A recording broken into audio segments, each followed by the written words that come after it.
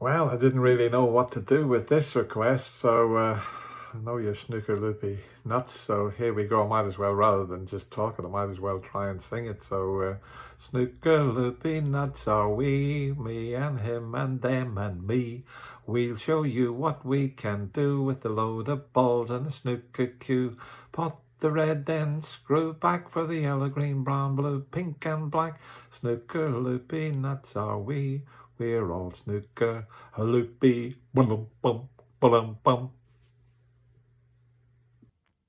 Hello and welcome to the Snooker Loopy Podcast. My name is Tom Mayhew. This is day 7 of our Crucible Roundup, and I'm also here with my very good friend, the Silverfish, Joe Hannard. Good evening, Hazel. Good evening, everybody at home. Welcome back. Obviously, we had our day off yesterday. I did put up a little video yesterday, Tom. I don't know if you checked that out, but it was just a small one.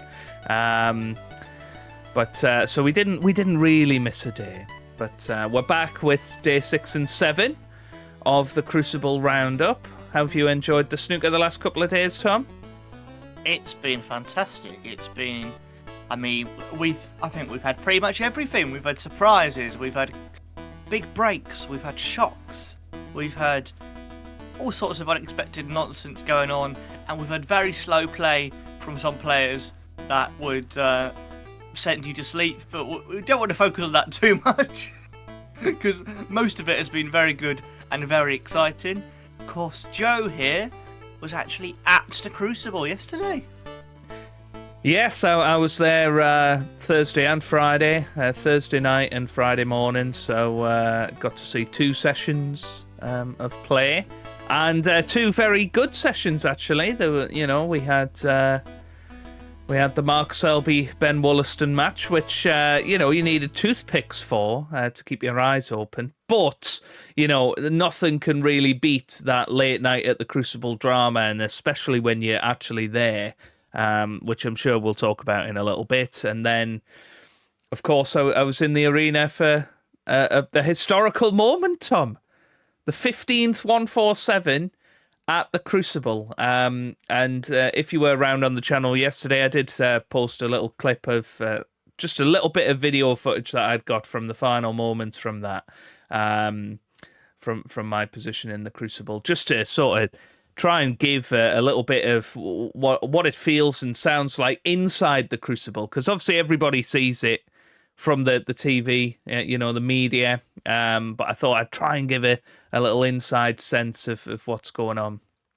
How does it feel then as a audience member? Well, firstly, I want to know how it feels generally to see that historical moment, but also, were you in the running to win the prize of £25,000? So what? I mean, was that going through your head as well? Well, no, and I'll explain why. So as you go into the Crucible, there's a little sort of iPad, and a guy stood in a bright green T-shirt with midnight on it. And you go and you basically just put your name in, email address, and your seat number. So obviously I was able to do it twice on both days. And you'd be surprised at how few people are entering this, by the way. The queues have been very short for it. You can do it on your phone as well, but my experience is people tend to not use QR codes. So when there's an iPad there to just type it in, so you'd be amazed at how few people actually enter this. I'd say maximum 100 people a session are entering this. But you already know who is in the running, because as part of Rob Walker's warm-up, he also announces which person has been drawn to win the 25,000 if there's a 147.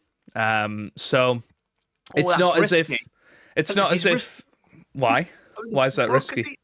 Because I know it was like a 65-year-old bloke who won it, and if he knows, it could give him a heart attack. Well, yeah, I mean, it was crazy, really, because they also, sort of throw out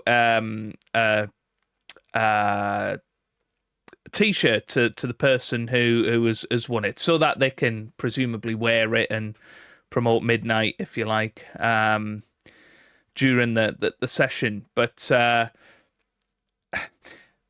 the guy that won it yesterday, he was sat in the front row. Therefore, he'd bought the most expensive tickets, so which are already, sort of 350 quid or whatever. He was there with his son, so he's already spent best part of £1,000 to be there, in the front row.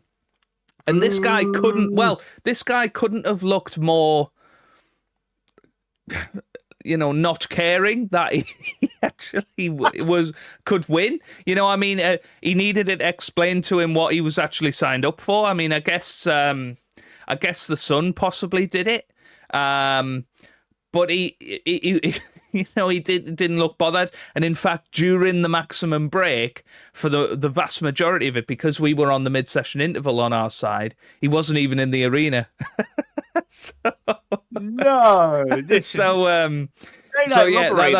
a little bit of background information for you. The guy on the Friday night that had won it, he was loving it. He was celebrating. He wore the T-shirt with pride. Even when you sort of saw him walking around the arena during the breaks and whatever, he was wearing that T-shirt. So I'm sure that the guy is absolutely delighted he's won 25 grand. Who wouldn't be?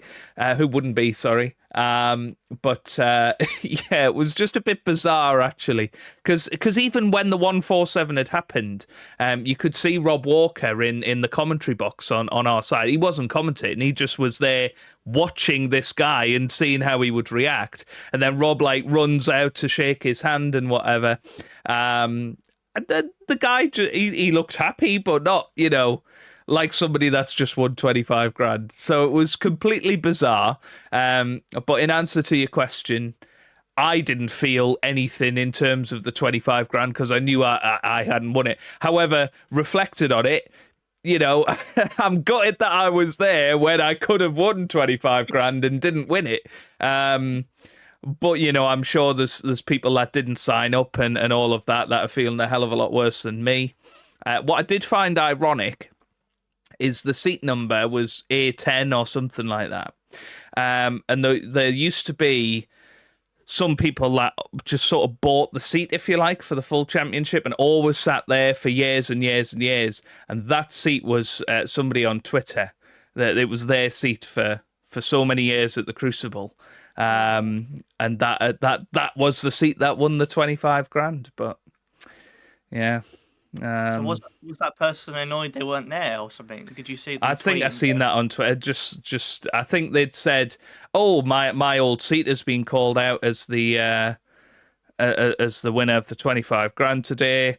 Hope that person doesn't win," or something like that. And then a few hours later, was like, "Yeah, absolutely typical." They'd be even more gutted than anyone else. Do you know what I mean? Because that has been their seat. Yeah, absolutely. But general buzz in the auditorium was incredible. We hadn't bothered to go out for the mid-session interval. We actually wanted to watch a bit of that match, so we'd stayed and watched that. They'd just come back from their mid-session interval, of course. So, very quickly, I think it was called that.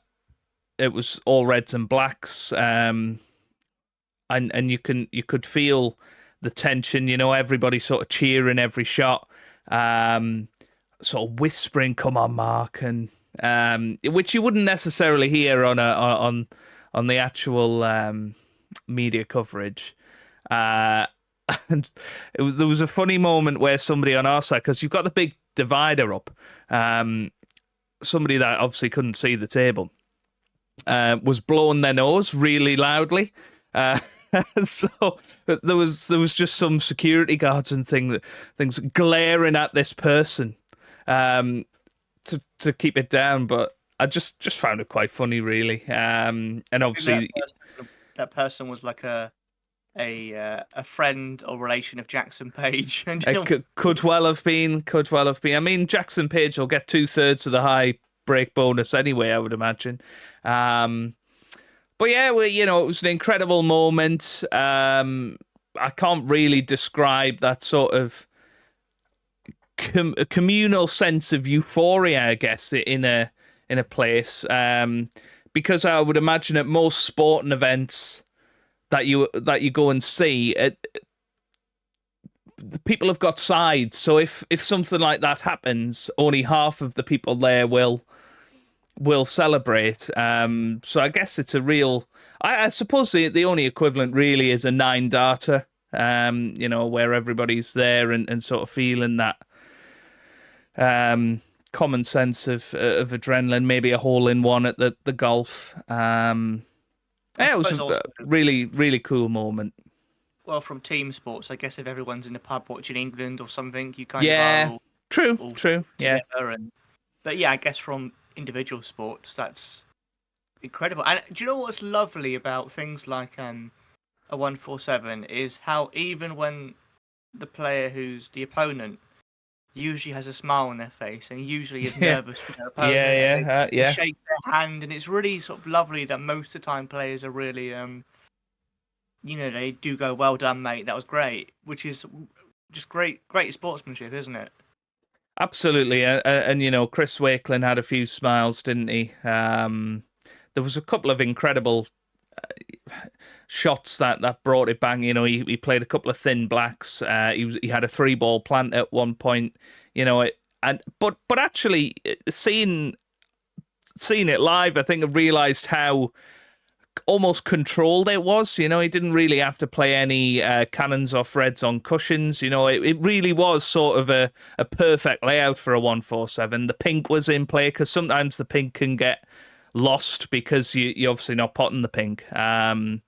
So it very quickly you realised, oh my God, this is a great chance. And I've been in the arena for quite a few 147 attempts, but obviously never seen it. The vast majority of snooker fans will probably never see a 147 live. So it was incredible that it happened and at the Crucible. So I can't complain at all about that. Worth your money, worth your ticket price, was it then? Oh, absolutely. I think it's one of those that'll probably take a little while to sink in, because I guess because I've seen a lot of snooker over the last few weeks, it sort of just feels like another day, if you like. But actually being there to see that moment and, be part of that standing ovation that everybody was there. I think the only shame actually was that Mark Williams and Hossein Vafai weren't actually in the arena at that point to come round and, do a little Bill Werbeneck peep around the curtain. But, yeah, really, really cool. And, my biggest recommendation, if you go into the Crucible, buy seats that have a little view of both tables, because it's very easy to do. You don't have to you're not forced into you get to select the seats that you're purchasing. Always go for that middle section where you can see both tables. I think it just makes the experience far greater, in my opinion, than if you are sort of stuck facing the screen, if you like, in moments like that. But yeah, it was a great moment, and well played to Mark Allen as well. As you say, the circumstances of the match, he hadn't potted a ball for 50 minutes. It was pretty crazy, really. That all happened. First man ever to make a 147 at all of the Triple Crowns, which I was a bit surprised by. I would have, obviously I didn't know off the top of my head, but you would have presumed a Higgins or a Ronnie might have done that. So I was well, I think Ronnie's definitely made one at the UK Championships and at the Worlds, obviously. Because I remember Ronnie making one in the deciding frame of the UK semi-final against Mark Selby, 2008, I think that was. But it's crazy to think Ronnie's never made a Masters 147. But you would have imagined if anybody, Ronnie would have done it, or Hendry, as you say. Higgins, people that have had a lot of maxes. Even somebody like Ding has had quite a lot of 147s. And Ding's, I mean, maybe has he made one at the Crucible, Ding? I don't think he's made one at the Crucible, no, but he has made one at the Masters and probably the UK as well. Selby's obviously made one at the UK and the Worlds. I suppose, there's just been very few relatively at the Crucible and at the Masters. I think there's only been about 6 at the Masters as well. So, in these huge tournaments, there's very rarely a 147. But yeah, we'll see if anybody can match that over the tournament. But obviously that match wasn't just about Mark Allen, was it? I mean, Chris Wakelin, I liken it actually to a performance a few years ago, which again I was lucky enough to be there. But you might remember Anthony McGill taking on Jack Lazowski, and I thought, Jack Lazowski would have been huge favourite for that match, and Anthony McGill, I think, won that match very comfortably, and in particular that middle session just pulled away. And I mean, Chris was 10-2 up at some point. He hadn't missed a ball. He played incredibly well. And actually, I think you backing Chris Wakelin to have a very good tournament is turning out to be a very good shout, Tom. Oh, the one mistake I made was I backed Kyron Wilson to beat him, even though even then I wasn't certain, because I fancied him or Zach Surety. I thought one of them was gonna, probably have a chance at going. Somebody in the Bald Brigade, was gonna have a good tournament. Yeah, it's the new version of the Matchroom mob. It's the Bald Brigade, and when they sing every verse is "Perhaps I ought to chalk it," they all sing that. But yeah, I fancied one of them to do well, and it's always nice to. I mean, we've had it quite a lot, really. Do you know what I mean? Yeah. It's a crazy thing now where, in my head, I went, it's always nice when a qualifier or a new player kind of goes really far. But now we're guaranteed a qualifier in a semi-final once again, which would be it would feel like a massive surprise, a number of years ago. But it feels like it's pretty much every year at the moment. Yeah, I think a lot of it has to do with how close the qualifiers are to the Crucible now. They're match sharp, and typically a lot of the players that are doing this are ones that have just dropped out the top 16. So you think about Bingham, you think about Gilbert. The only real exceptions to that rule are Gary Wilson, I suppose, C. Jarwi a few years ago. Jack Jones, there's always an exception to the rule, but typically these players that are making it to the semi-finals are players that are proven top 16 players anyway. And I guess we just have a sort of 32 player top 16 standard, if you like. So yeah, I mean, good luck to Chris Wakelin. I thought he would struggle after his win over Neil Robertson, but it seems to have had the opposite effect. He seems to have really relaxed into it. He had some really snazzy shoes on, Tom. I don't know if you've seen. He's got these real suede shoes that he's wearing. I remember a few years ago where he came out and Rob Walker went, "Look at them shoes. Look at those shoes." Well, that's where all of the comments about Chris come from, and he's a bit of a fashion geek, isn't he? He's got one of those fancy ties that I absolutely hate, by the way, but he's got one of them fancy ties. He's wearing a nice sort of grey waistcoat and trousers, suede shoes. He likes to look the part, a bit like Sean Murphy or Stuart Bingham. They always look the part, don't they, when they come into the arena? So I mean, I think he's been one of the great characters of the tournament, and he will be a big memory of the tournament, whatever happens from now. But yeah, well played. You know, he got through 13-6. I think Alan, you know, mounted a little bit of a comeback, but ultimately, you know, once you're 10-2 down, you have to win 11-2 from that point, and that's probably not going to happen against anybody. So, you know, fair play to Mark Allen for making a bit of a match of it. But yeah, Chris Wakelin, first man into the quarterfinals. I didn't think we'd be saying that, to be honest, Tom. Well, I don't think many people did. You know, I think if you looked at the predictions on numerous websites, many people, you know, it'd be probably like 5% of people would have picked Chris Wakelin, I think, on the Crucible contest when I looked it up yesterday. So it's a big shock, really, and another big shock, which is since the last episode, is the jester from Leicester. Well, yeah, you know, again, another match I was there in the arena for. You know, we sort of suspected that match. We actually called it to be a long one. I think we said during our preview episode, if that match goes close, it will go on after midnight. It's what we said. And that's exactly what happened. You know, Mark Selby had his tip problems. You know, I think a lot of excuses were made about that, if I'm going to be completely honest. You know, Mark Selby didn't play very well. I think it's one of those matches where neither player played very well, and it sort of catches. And, you know, one player misses a shot, then the next person gets up, they miss, and then it's just a continuous cycle.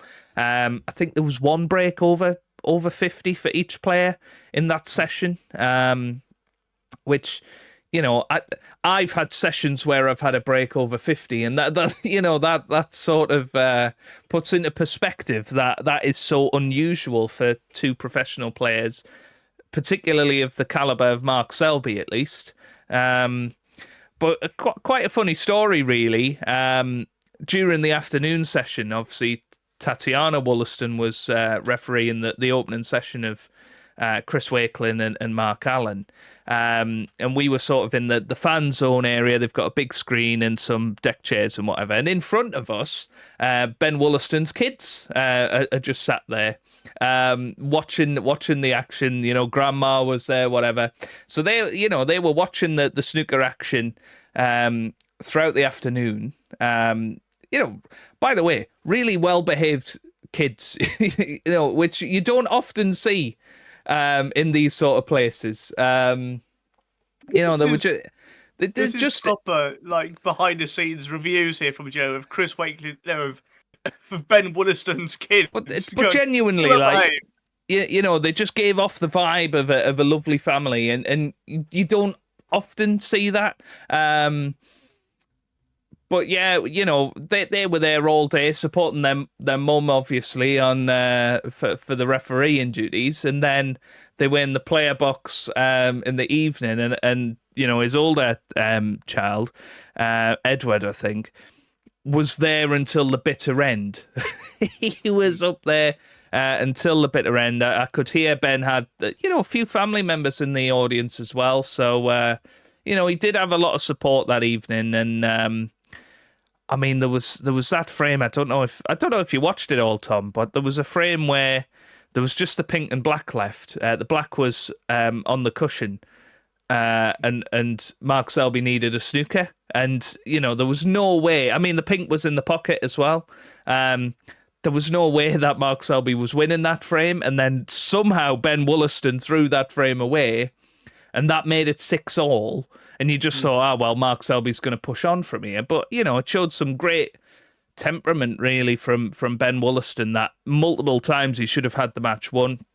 And he still actually managed to get over the line. 10-8 in the end. I'm glad it didn't go to a decider, Tom. It would have been well after 1 o'clock. But they'd still be playing right now. They'd still be doing it, you know. You'd have to get a third table at the Crucible. I mean, it was slow. Every frame was over half an hour. You know, it brought out the stat from John Virgo at one point. He went, well, back in the 80s, the average frame time was 28 seconds. And then everybody sort of looked at each other of what John Virgo had said. And Sean Murphy went, well, that would be a very quick frame. And everybody just, you know, laughed as they do. He went, 28 minutes. But it was quite funny that he was talking about the 80s and the average frame time, and actually it was longer than that in the Ben Wollaston and Mark Selby match, which I guess we knew would happen. But yeah, well played to Ben Wollaston, 10-8. And again, it opens up that top half of the draw. There's only one former world champion in that top half of the draw, and that's Ronnie O'Sullivan.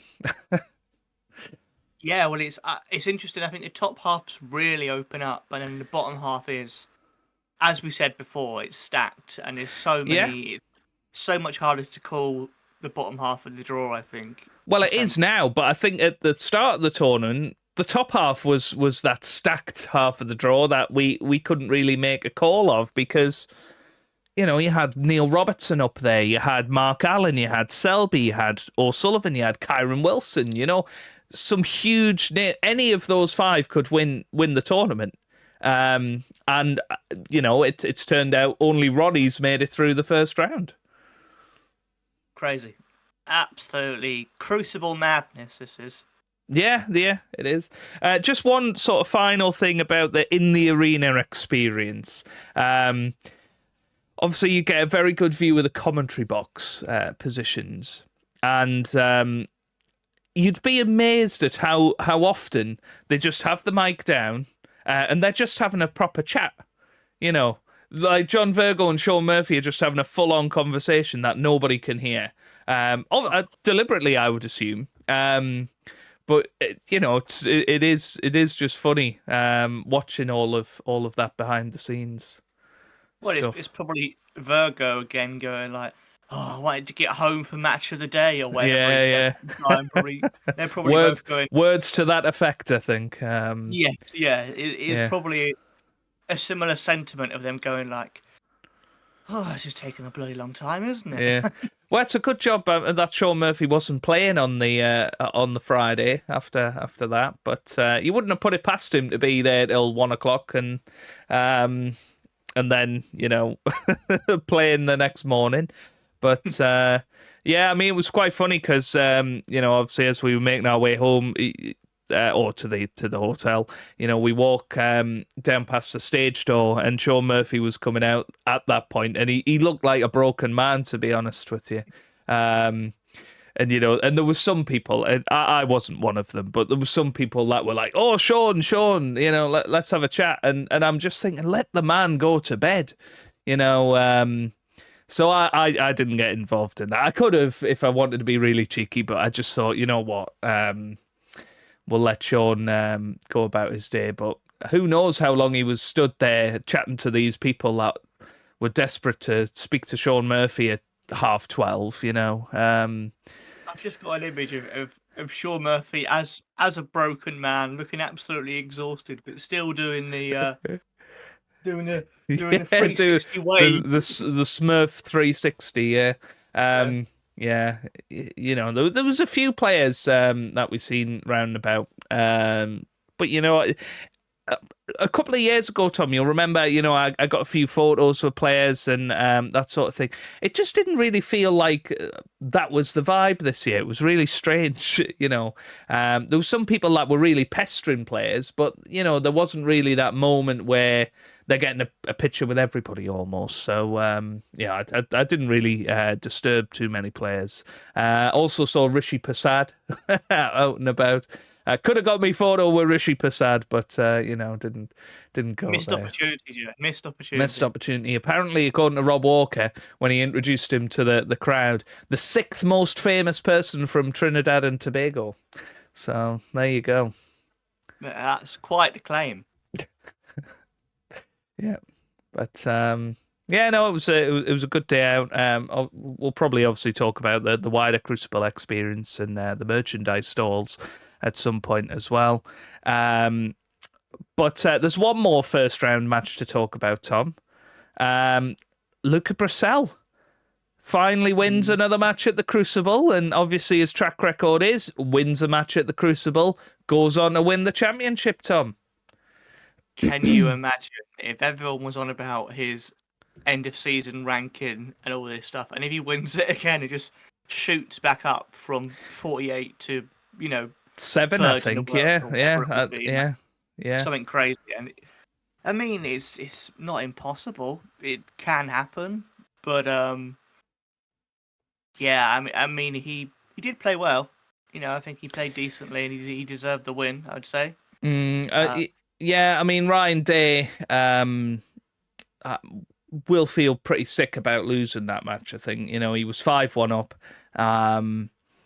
He missed a lot of opportunities. It's not as if Luca Bracel was just playing unmatched snooker. A little bit like he did in 23 against Ronnie when he won 7 frames in a row and Ronnie didn't get a shot. He wasn't at that standard, so, he was beatable.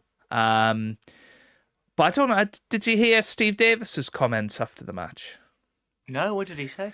And so he was like, "Oh well, Ryan's in for a tough few years unless he sorts out his technique." And he was saying, his head's all on the move. He said, "I don't think I could do it overnight, but I could fix Ryan and get him back in the top 16." I've never heard Steve Davis talk like that about any player, and he was almost offering his services to Ryan Day. Never ever heard Steve Davis speak like that about a player before. I mean, I'd like to see him as a coach, see what he does. That's quite interesting. Absolutely. I mean, having watched Stephen Hendry's channel, him and Steve Davis were out in China doing some exhibitions, and Steve Davis just made one comment to Stephen Hendry about watching the cue back all the way back. And keeping an eye on the tip before you, perform the shot, and that has improved Stephen Hendry's cue action and made it more consistent since he said that. And it was just one little comment, and I think Steve Davis has got such a wealth of knowledge of the game, and it's from a different era where I suppose he had to perfect that technique, and that was his game, wasn't it? And I think he would have a lot to offer to certain players. There we go. That could be interesting to see if Ryan Day can get his way back into the top 16, because it works for some players. They bring in a coach and they suddenly seem to change their game and they rediscover something, and they Mark Williams is a big example, and Lee Walker kind of helped him become world champion and get back up the rankings. And I think it'll be interesting. It doesn't work for everyone, because Jack Nozowski had Peter Ebdon, and everyone was like, it worked for about 2 tournaments, and then it kind of went out the window. So yeah. But then Sean Murphy had Peter Ebdon at the Masters, and he credited him with helping his focus. So and Kyron's worked with Peter Ebdon in the past. I believe Kyron and Peter Ebdon are from similar places. So I think they've collaborated a lot over the years, and clearly, Peter Ebdon does have a wealth of knowledge about the mental side of the game, and it'll work for some players, and it won't for others. Like everybody. But Ryan Day's got all the talent in the world, so he could very easily get back into the top 16, top 10. At the end of the day, it only takes a couple of tournament victories these days, doesn't it, for that to happen? Yeah. I mean, if you win one big tournament, that would do it. Yeah, absolutely. So, the Luca completes the last 16 roundup, and a bit of a dark horse, I suppose, gone very much under the radar. Can beat anybody, so could well end up getting himself quite far in the tournament. So yeah. Yeah, I fancy him to at least do decently in the second round. I think he's a player who, he's such an enigma, though, isn't he? In terms of the trouble he's got, Tom, is that he's playing Ding Junhui next, and as we know on this podcast, there is the Ding curse to deal with. So if Luca does beat Ding, he is guaranteed to lose in the quarterfinals. So it's a tough ask. Joe is determined to get this Ding curse off the ground. The idea that anyone who loses to Ding loses in the next round. It's a thing. It is a thing. Only in your house, Joe. No one else has ever mentioned it. Hey, David Hendon and Phil Yates mentioned it during the Tour Championship. Really? Yeah, genuinely, in the commentary. No. Yeah. Right, well, I hope that curse is broken, because it's stupid, frankly. Well, you won't be saying that when it happens again this tournament, Tom. Yeah, you're pretending like Ding's got voodoo dolls and Luca Brazil. If he does. loses, he puts the pin in his head. And it just... Yeah. But yeah, obviously we've had another couple of matches starting. We had John Higgins and Zhao Gudong starting on Friday night on the other side at Ben Wollaston and Mark Selby. And to be honest, they look in good touch. I've not seen too much of the matches just because I've been focusing on other matches. But John and Zhao are both queuing really well. Obviously, it's 8-8 as we are currently recording. Some dramatic frames going down to the black. It could be going either way, really, that one. It certainly looks like it's going to run close. Yeah, and there were elements of that match that were a little bit slow. It did get a little bit... cat and mouse, and it you can't say that, Tom, when I've sat through Mark Selby and Ben Wollaston. Okay, it wasn't quite at those levels, but it probably looked lightning compared to them, to be honest. So, but yeah, I think it's just that thing where they're two, fairly informed players at the moment, and they're probably trying to not give too much away, and so it was a bit back and forth, as it can be when players are very equally matched. But that's the strange thing I think about the Selby Wollaston match. Just going back to that, just because it was like Selby was playing like he was against a Ronnie or against a Higgins, or he wasn't playing aggressively or attacking. He was playing as if he had to be defensive, and I think it was more a confidence thing than his opponent. It looked like he just didn't have the faith in his ability for whatever reason that session. Yeah, I think I think it is the cue problem, isn't it? I think a lot of it has been made about that. So yeah, but I get what you're saying about Higgins and Gudong, sort of not wanting to give it away. Both of them have got a pretty good opportunity, haven't they, to at least make the semi-final. So they'll not want to give too much away. Do you see that one going to a decider, possibly? I mean, it based on the play so far, I can't see it not really. It does feel very closely matched, and it does feel very, as I said, cat and mouse, back and forth, very very nicely poised. So I could see that. I mean, you never really know though, because it depends how they start the final session. Because one player could just blitz it. Yeah. It's always that thing when a session's on a different day, it can completely change the the momentum of the match, and it could be something as simple as how well did a player sleep the last night, or how a player feels waking up in the morning, and so I'd like to see it go close, because I think both players deserve to be in with a shot of getting through to the next round. I mean, Mark Williams also, his match against Hossein Bivai is very close. It's currently at 4-4 after the first session. Well, it's 9-7 after last night, so it was.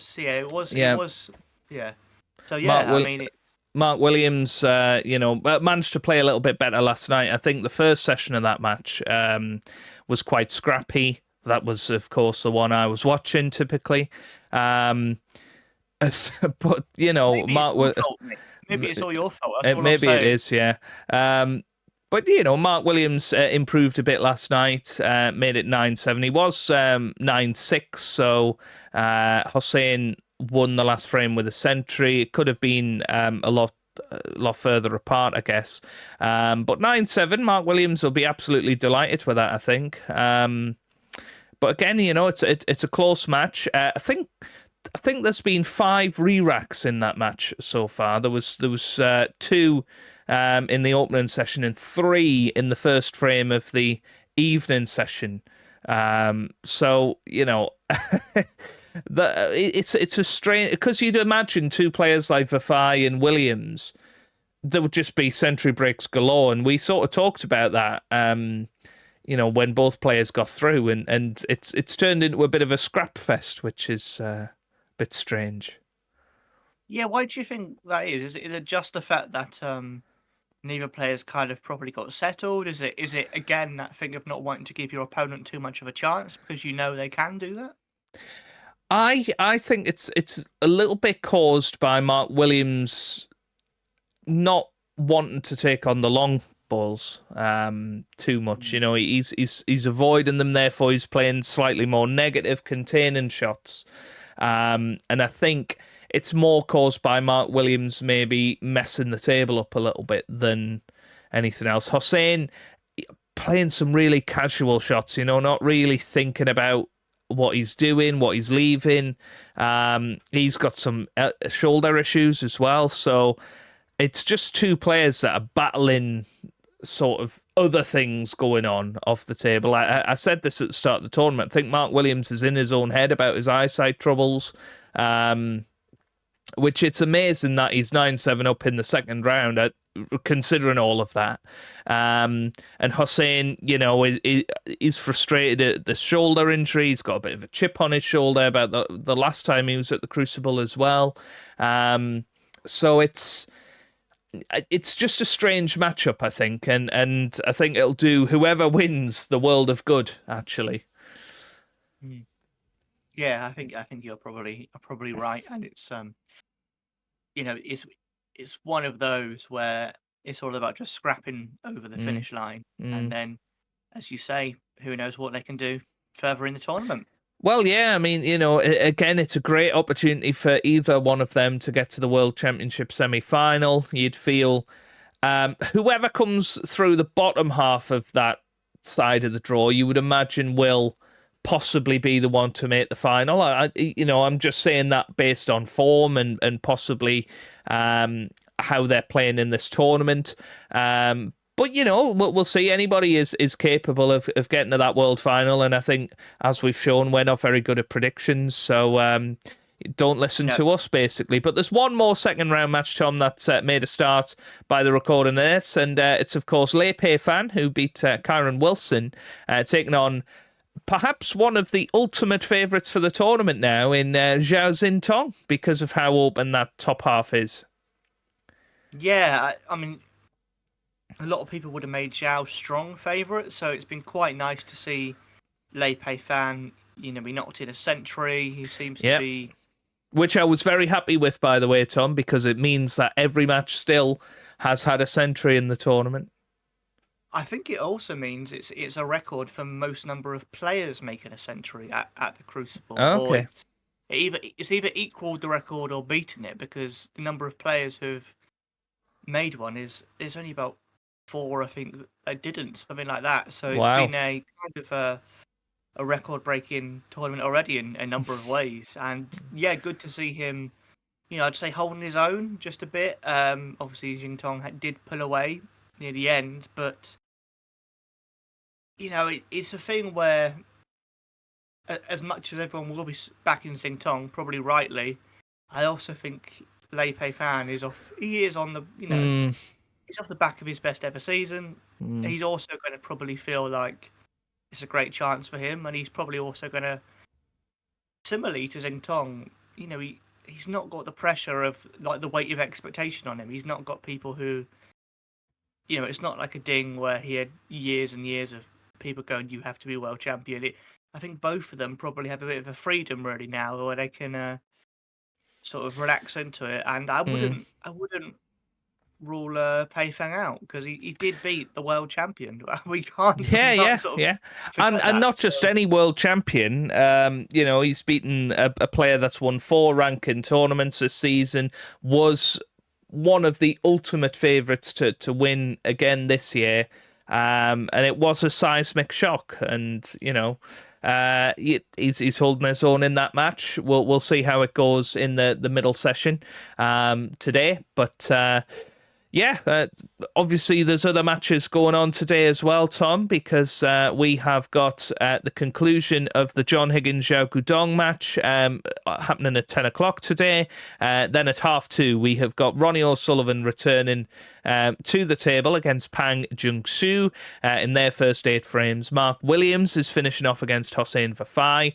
And at 7 o'clock, we've got 2 matches in their opening session. Si Jiahui against Ben Wollaston. So Si, of course, bit of a Crucible specialist. Ben Wollaston off the back of probably his biggest ever victory. And then Luca Brissell is straight back in action, and he's taken on Ding Junhui, as we've said. So be very interesting to see how all of those opening sessions go. Obviously, the second round is still going on until Monday, actually. It's quite a long one, the second round. So we're not going to know all of our quarterfinalists until Monday night. But yeah, anyone sticking out to you, Tom, for today?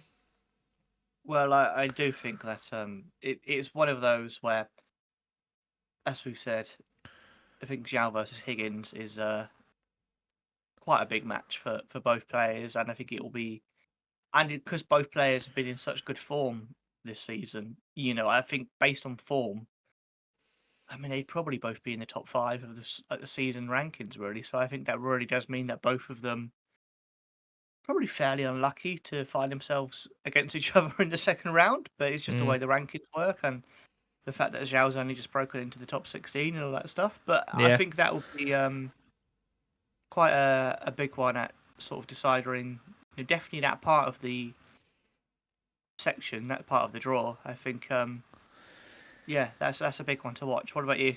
I mean, obviously, when Ronnie's back in town, it always it's always a big moment, and I think it'd be interesting to see how Ronnie deals with people having higher expectations of him. I think in that first round match, I genuinely think people thought it was 50-50 of who was going to win that.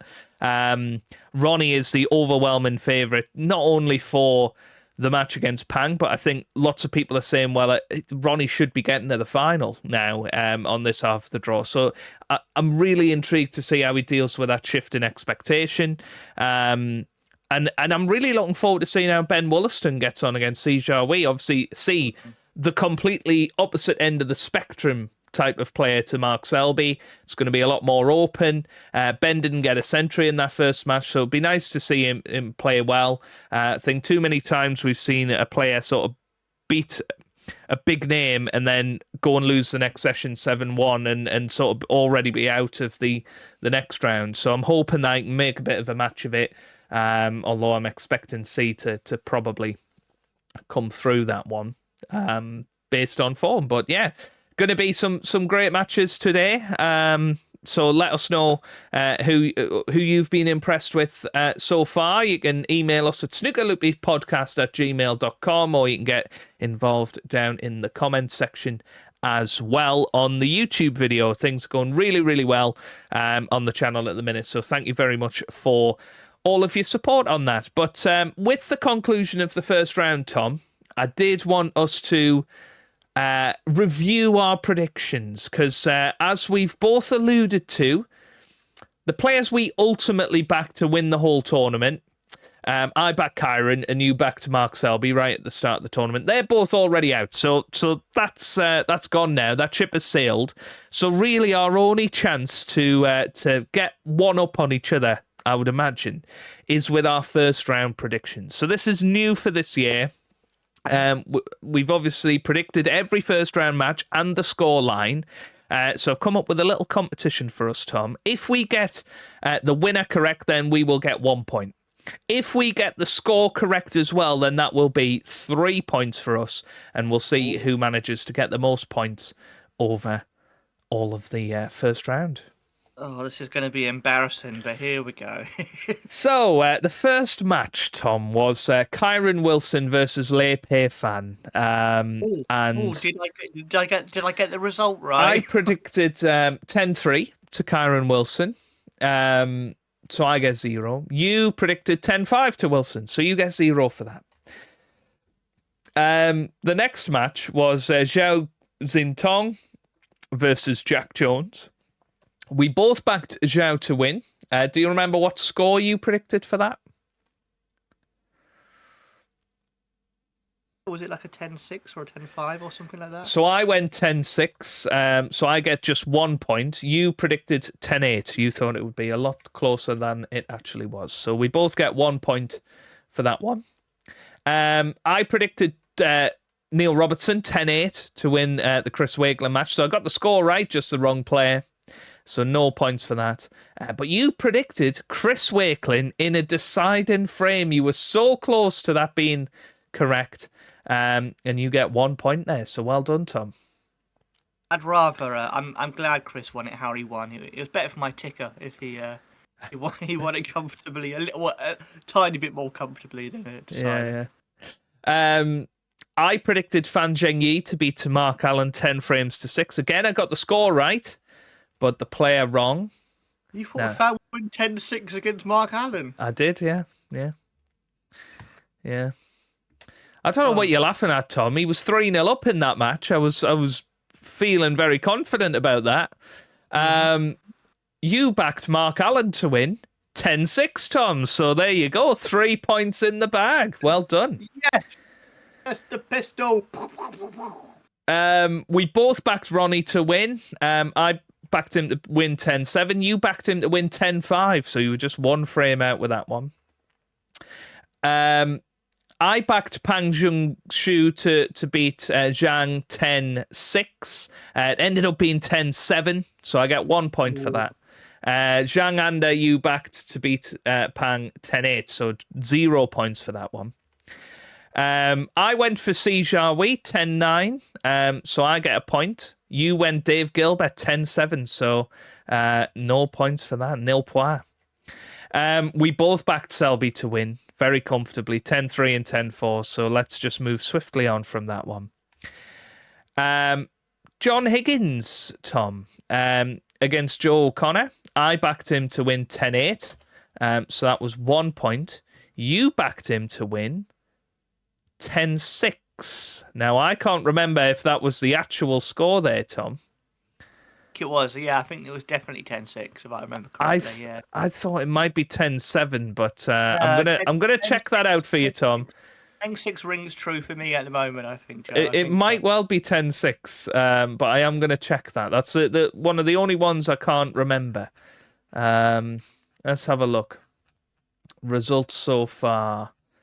10-7. I'm sorry, Tom. I'm sorry. It was 10-7. So if you took the average of our results, that would be right. Zhao Gudong, we both backed him to win 10-7, and Zhao Gudong won 10-4, so just 1 point each for us there.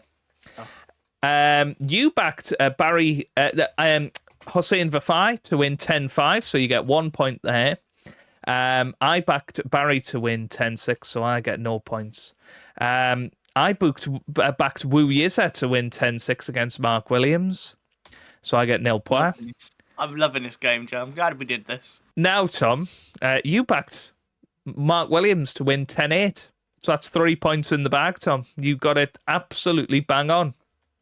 Incredible. We both backed Ryan Day to win, so no points there. Zach Surety to win, so no points there. Now, Sean Murphy, I backed him to win 10-4, so I get 3 points for the Sean Murphy match. Oh, of course Sean would help you out. You backed him to win 10-6, so that's 1 point for you. You backed Zhao Yulong to beat Judd Trump 10-7, so no points for you. I backed Judd Trump to win 10-6, so that means that I get 1 point, and that could be crucial come the end of the match. But what's your general feeling, Tom? Do you think you've done enough to win? I mean, I'm worried that somehow Judd is going to be the thing that makes you win. It's really going to be a kicker. So just to recap how many matches we got right in total, I got 1, 2, 3, 4, 5, 6, 7, 8 matches correct in terms of who won. You got 1, 2, 3, 4, 5, 6, 7, 8, 9 matches correct. So it's all going to come down to who got perfect scores. And those of you that have been listening, which might not be many people by all accounts, but those of you that have been listening, I got 10 points in the end there. Tom got, drum roll, 13 points. So well done, Tom. You managed to win. It was actually the Mark Williams Wu Yiza match that made all the difference. You got a full 3 points there, and I got absolutely nothing. So well done to Tom. He wins the battle, but not the war, as we say. But very good. Did you enjoy that, Tom? I'm sure you did.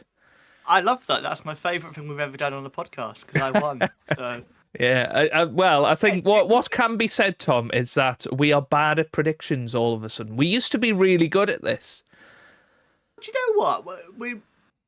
I wouldn't go bad. I'd say we're all right. We're not great, but we got half of them. And, you know, I got just over half, which is not too bad. It's not like we're not completely clueless. We're just slightly clueless. Yeah, I think, you know, I do think there was some surprises in there. Obviously, Wollaston beating Selby, that's something not many people will have predicted. And I do think Wu Yiza not beating Mark Williams was a bit of a surprise with how much Mark Williams was going on. Clearly not for you, Tom, because you got it spot on. But, yeah, anyway. Shall we do one of our regular segments to finish off our episode, Tom? Yeah, that sounds like a lovely idea. Let's cue the laughter then.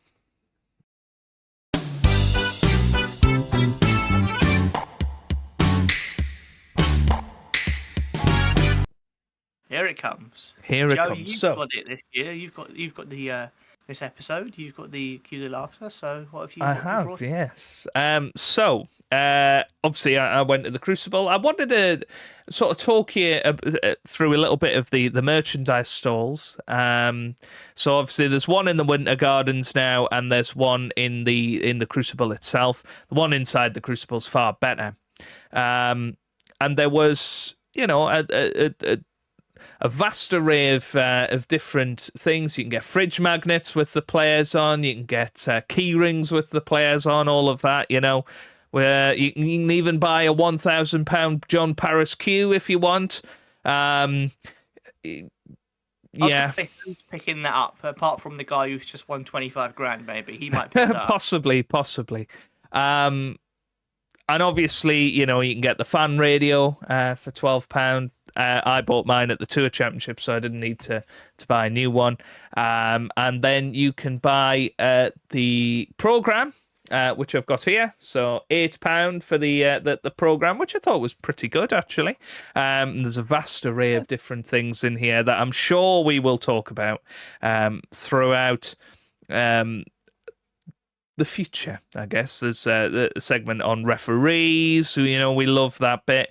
There's stuff on quotes of the season. There's even some child paintings again. I don't know if you remember that from last year, Tom. There's some child paintings, so I can see a whose player, whose face coming out of that one. There's an interview with Dominic Dale in there, you know. There's some really good things for people that like the podcast. You can actually order it online for people that might want to do it for £8. So you can order it and get it delivered to your home. Well recommended. It's a decent size and something nice to keep. There was also some Dennis Taylor and Steve Davis signed pictures of their sort of World Championship decider for £40 if you're interested in one of them. Did you pick one up? I didn't pick one up. No.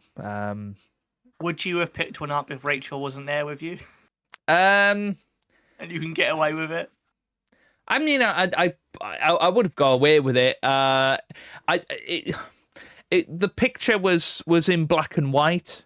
I would have picked it up if it was in colour. I just wasn't. I wasn't sold on the actual picture, so didn't go for it. But yeah, you know, I'm sure some people will. and there was a variety of different T-shirts. And in fact, Tom, I did pick up one of the T-shirts, but I'm going to share that with you tomorrow instead. I did pick up one of the T-shirts, but for quickness, because of what I've got planned, I'm just gonna share that one tomorrow.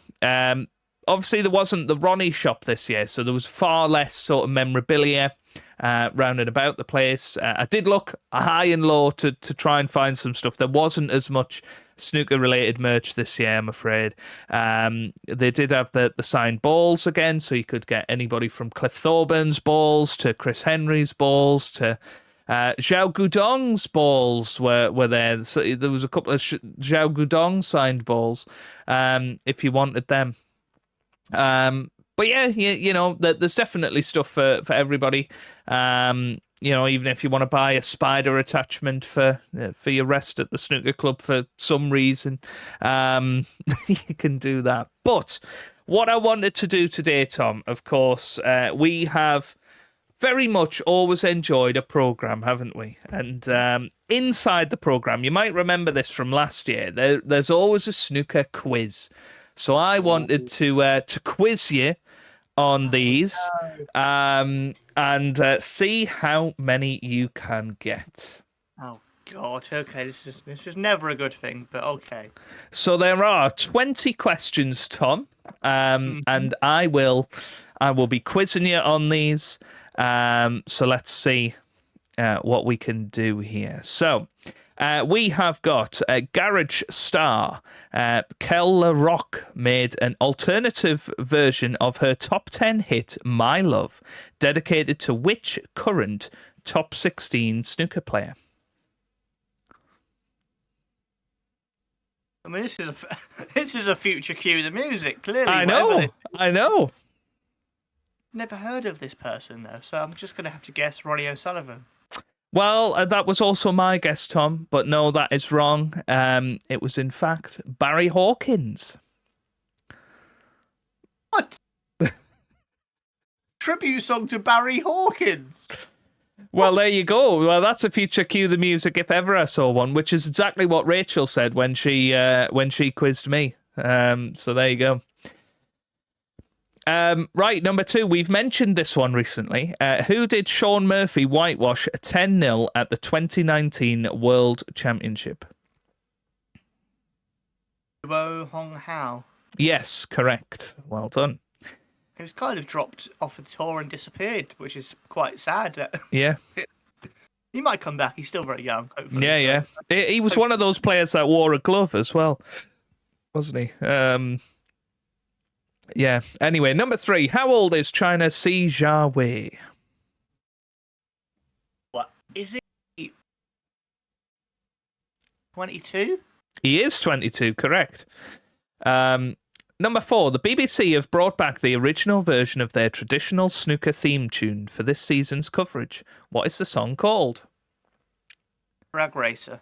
Correct. In what year did Judd Trump win his one and only World Championship title to date?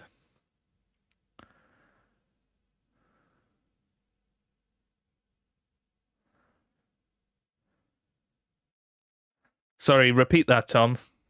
Oh, 2019? 2019, correct, yes. It just broke up a little bit then. It was funny because I thought that's what you said by what you mouthed, but 2019. So the pictured player last won a title at the Scottish Open in which year? Oh, is that... Oh. I have no idea, so I'd have to guess 2012. Unfortunately not. It was 2016 that Marco Fu won the Scottish Open, which I was very confused by this question because I was driving when, so I couldn't see the pictured player.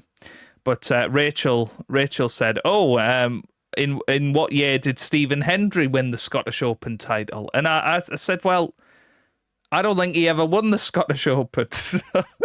I was really confused. But anyway, yeah, she. When I looked at the photo, I was like, "Am I supposed to be looking at Marco here?" I presume so because he's holding the trophy. But Yeah, I know it's not that clear, is it? Especially when the other person is Stephen Hendry, you know. But yeah, it was 20. Scottish and won a lot of tournaments. So Yeah, it was 2016 anyway. So number 7, who did Ronnie O'Sullivan beat in the final to win his first World Championship title back in 2001? Well, that's a cracking question. I'm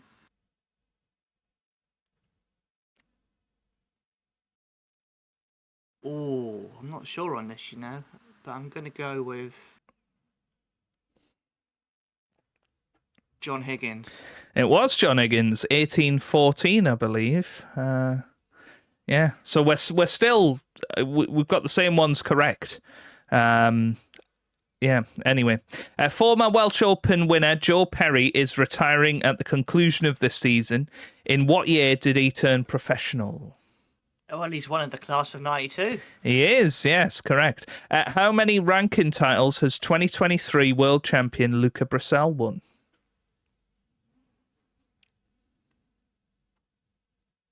3? I said 3. It's 4, apparently. 4. World Championship. He's definitely won the China Championship, hasn't he? Oh, maybe, yeah. Okay, well, fair enough. And he's won the Scottish Open as well, so I guess that's 4, isn't it? Who did Stephen Maguire beat in the 2004 UK Championship final?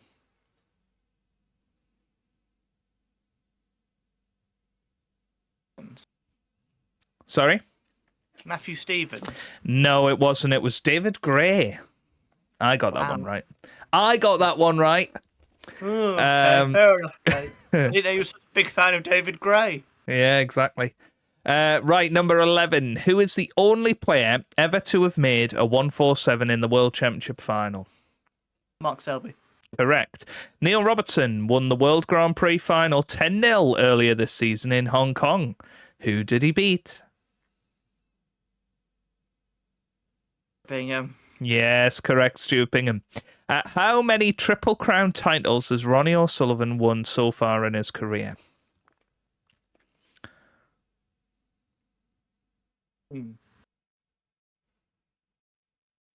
20?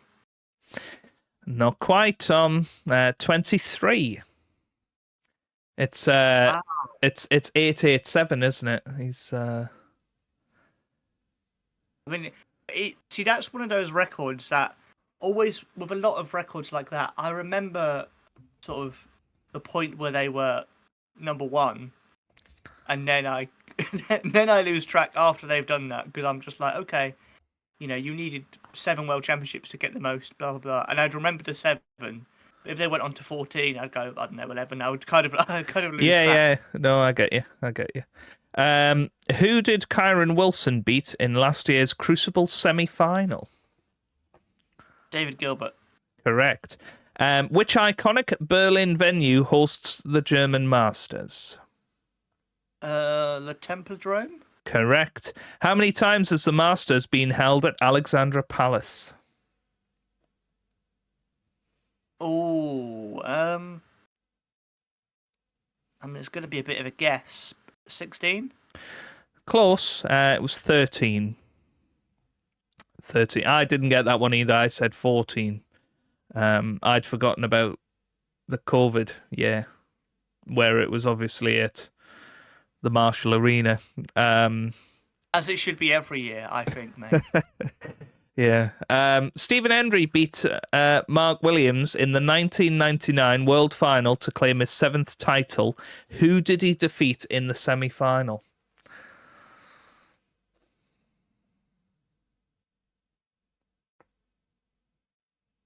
I guess it's someone a bit odd, like, or unexpected, like Steve Davis.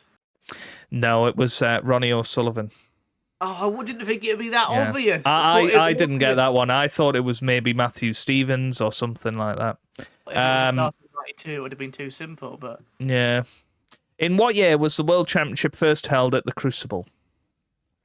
1977.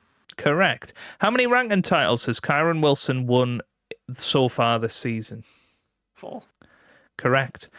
Who is the current world number 1? Judd Trump. Yeah, well done.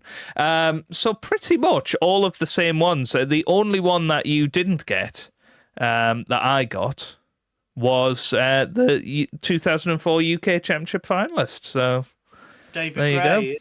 David Gray. None of the others were ones that you got that I didn't. So there you go. Well done. We both have equal snooker knowledge, clearly. Let us know down in the comments, how many would you have got? Hopefully you were keeping track. You can't just say, oh, well, I would have got 20 now because I know them all. Because you're lying. Please say it in that voice as well if you're going to say it. Yeah.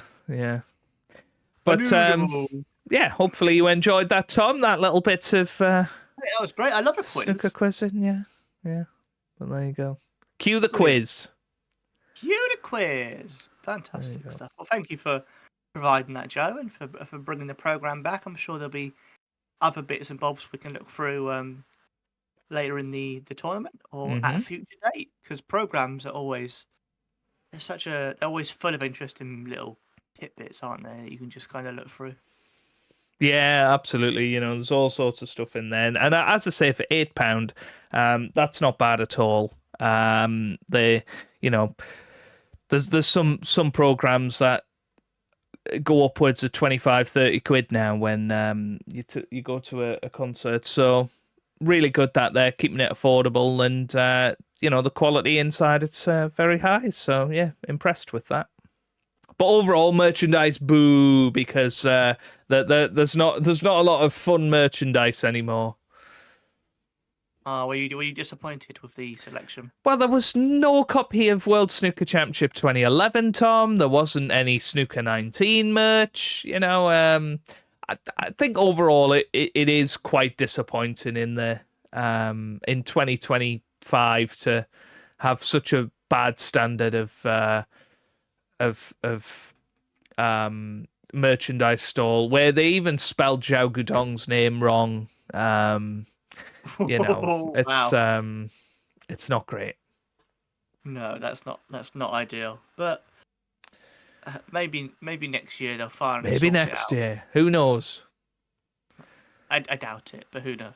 There might be some Snooker Loopy podcast merch there next year. You never know.